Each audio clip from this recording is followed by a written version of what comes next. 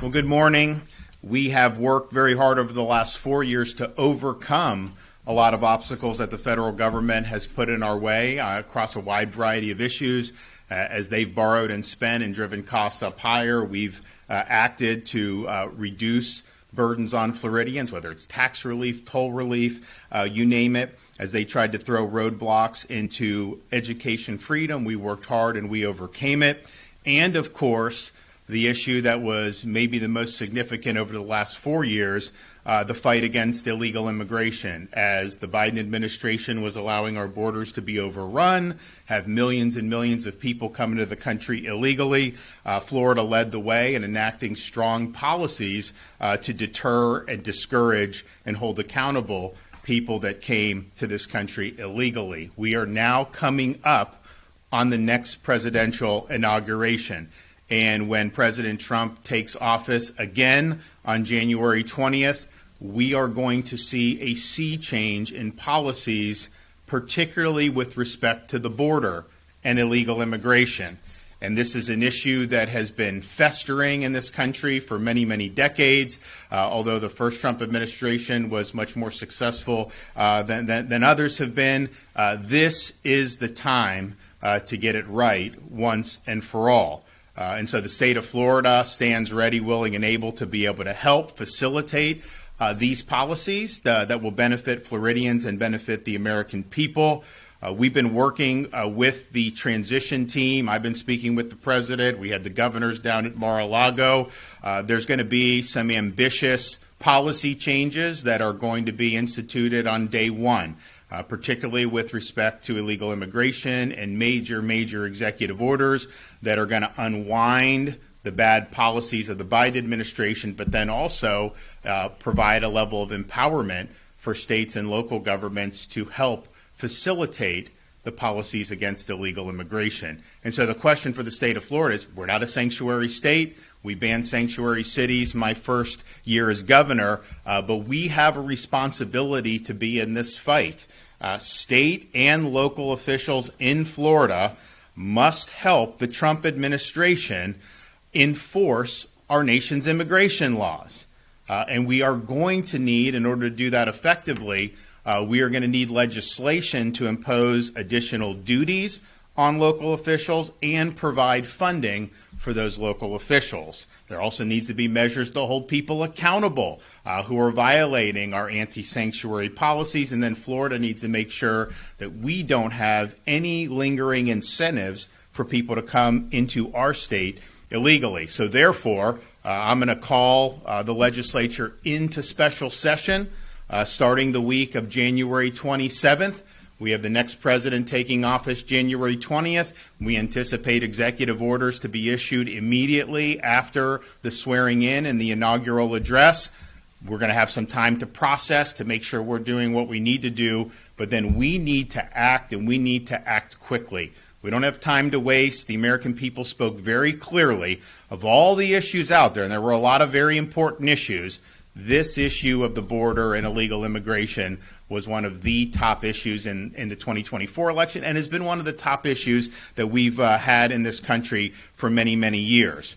So it will require new legislation in Florida to ensure that the duties of both state and local officials are very clear, and that those duties require them to be assisting the federal government in this regard. Now, the state, we're going to do it because I'm going to order that the state does it. Local, I think you're going to have some different views on that. Now, we're not a sanctuary state. We ban sanctuary cities, but you got to have effective accountability to hold those folks accountable if they choose to go in a different direction.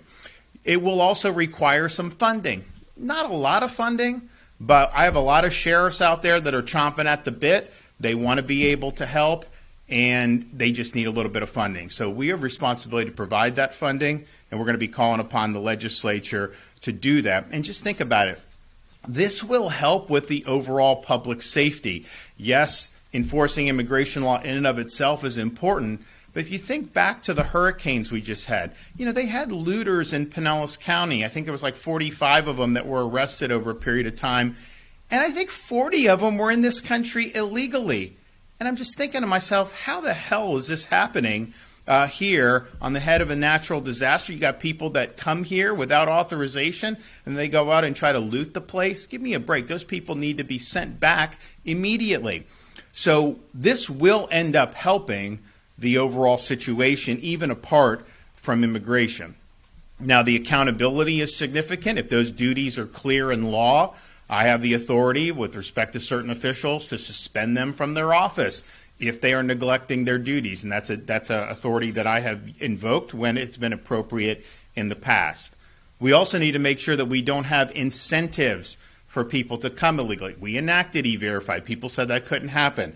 We really did probably the strongest legislation in the country in 2023. So I think Florida has really done a great job, with one lingering exception. So back in 2014, the legislature enacted and then the then governor signed legislation providing preferential tuition for illegal immigrants, in-state tuition.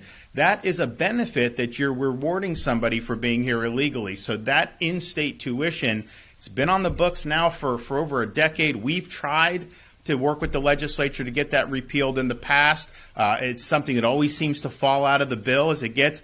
No more excuses on this. We need to remove all incentives to come to the state of Florida illegally, and that is one of them.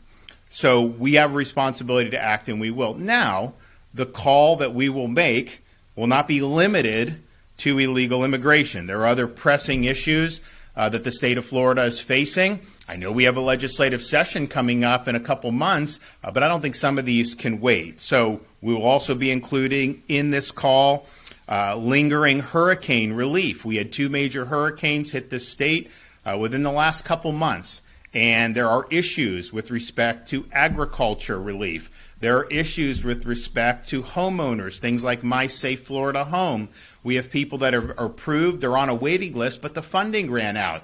Well, why not provide them that grant so they can build back in a way that's going to be more resilient in the future, given that they're in those areas. So we're putting that in the call. And look, if you're not going to do any more relief, if the legislature doesn't want to do that, that's one thing. But if you're going to do it, why wait for the money to be available July 1st? Why not just get it out the door this month so that people can get the relief they need? We'll also be including in the call condominium relief. So there was a major issue in this state because of the tragedy of Surfside back in 2021. One of the worst moments in the state's history. We lost close to 100 people, devastated the community of Surfside and South Florida, and people wanted to do something, and I respect that. And we've had, even apart from Surfside, there were decades in Florida where these condos have been neglectful. There's no question about that. But one piece of legislation was just not going to be able to solve all the problems. We're now seeing some problems that I think were unintended that have popped up.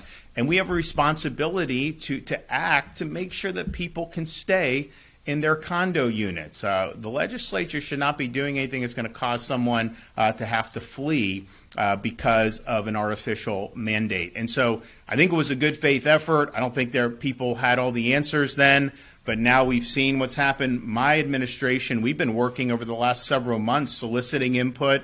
We've held roundtables in different parts of the state. I know the Florida Senate has been soliciting input. So let's get our heads together and let's provide some relief.